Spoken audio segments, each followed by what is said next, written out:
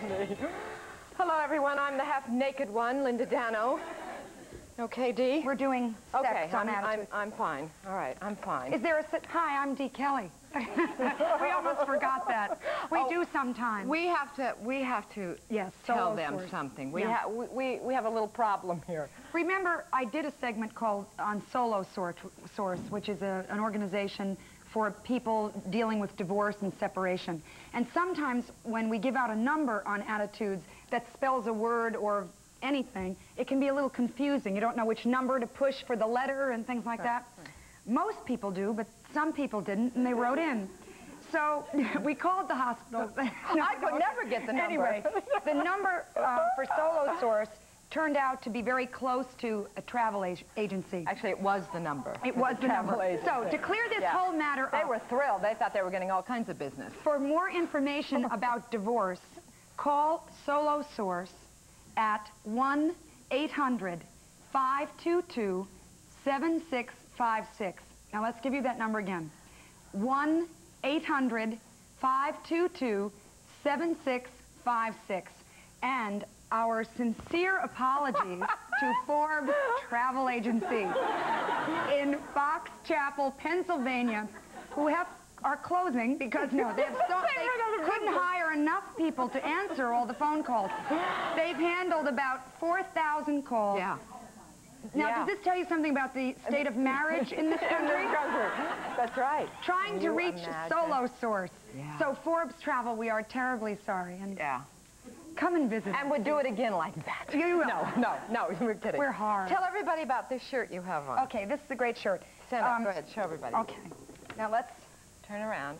Now you see what it says? Now let me read what it says, because I can't read my own shirt. On here, it says, Prohibido fumar, which is Spanish, Vietato fumare, which is Italian, right there, and Rauchen verboten, which is German. Maybe I should lie down. Is feeling good? No, I can't do it like that. Okay. And all of those things in English mean no smoking, right? No smoking. How much is this little blouse? Hang on. Yeah? It's by Chanel. Oh. And it is a mere bag of shells. How much? $1,020. Now, you could That could make you start to smoke again. Well, you could, that's right. Or you could just go to the 5 and 10 and get one of those red and white ones and hang it around your neck. And that would be fashionable. Speed. Right. That's our speed. Style. That's what we do here at Attitudes. It's a nice shirt, though. Isn't it? Yeah. I'm trying not to perspire. Move on. Anyway, so Dee and I went to a Japanese mall together. Believe it or not. Yeah, we actually went shopping together. It was a real experience. We did have a great time, didn't we? That bad, was it? No. No? And sound like a frog. We also are going to talk about women taking initiative today. This is good. I like this. Yeah, it's hard for me. I'm going to do the segment, and it's hard for me because I was telling Fred, the man you're going to meet later, that I'm a little too old for this new kind of concept, and he says I'm the one that you should target it at. Did you ask Frank out ever when you first met him? Never.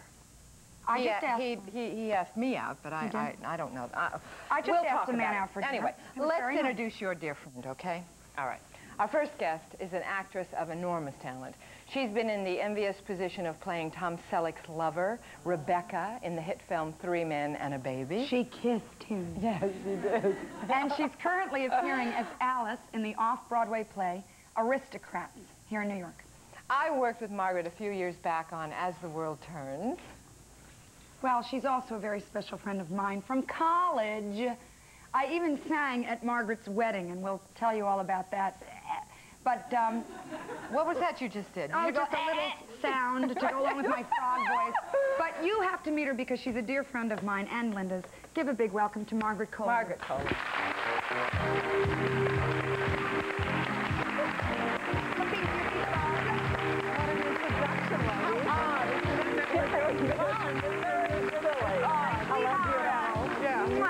Please sit. Thanks. I have to interject something here before we really start. Margaret called me when we were looking for a co-host for me. I forgot Margaret phoned me from California. I know her husband, Justin, and of course, Margaret and Justin and I go back to World Turns, like I said. and she wanted to let me know how terrific this kid is. Without my knowing it. I warned her, and I begged her basically to hire Dee. You did. Believe that? She did. She promised me all sorts of things. That was the greatest. That was the greatest. I'll get the checkbook. Yeah. No, it was easy and a pleasure. Now, it worked out great. It worked out You're a fabulous team. Thank you very much. Oh, please. I'd already made up my mind about her, but so you told me. it was nice. Least I it was could nice that I wasn't wrong about it. Yeah. Isn't it great? They love me, and I feel so good. We don't know why. We don't know why. So, okay, now I know that what you want to do is ask her all about me in college, so I'll just sit and she can tell you how great I was. Go ahead. Was she, or was she just a pain in the neck? She was a wild thing. You were. You were. Like how? Like what? Well, we were all younger then, and we were younger then. And she had the experience. I mean, she had like the songs that she sang and the way that she behaved. Dee Dee always had like lovers. The rest of us were lucky to have boyfriends, but the way Dee Dee's life was that they were lovers. Lovers? I don't know. And she had incredibly... Now let's talk about you, Margaret. Makeup.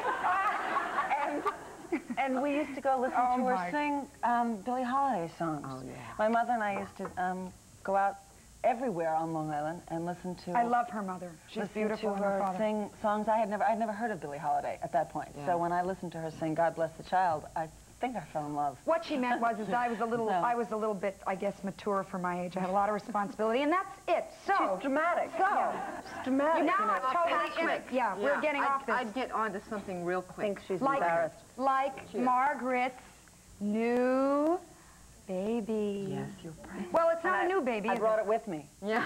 Margaret's wearing it, actually. Margaret is how many? 25 months pregnant. Thank you.